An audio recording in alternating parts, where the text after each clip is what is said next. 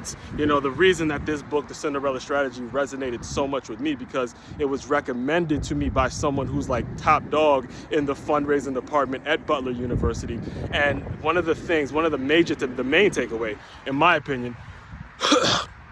excuse me, but the biggest takeaway from the entire, just the concept in itself, and for those of you who haven't read the book, I strongly recommend you get it. It's about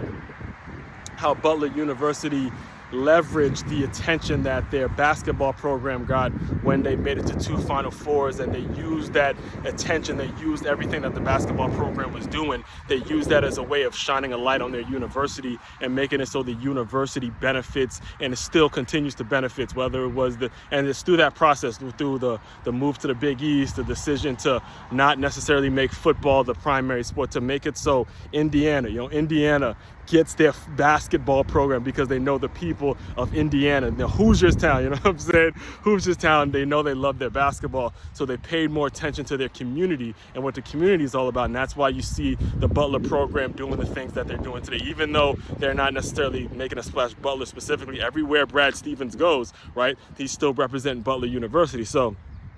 the main takeaway, the big thing that I took away from this entire story was this whole concept of creating a flagship event, or understanding what your flagship event is, or in other words, your signature event. I have an entire episode on this podcast, this very podcast, that's titled Creating a Signature Event. So understand, when I worked for the Miami Dolphins Foundation,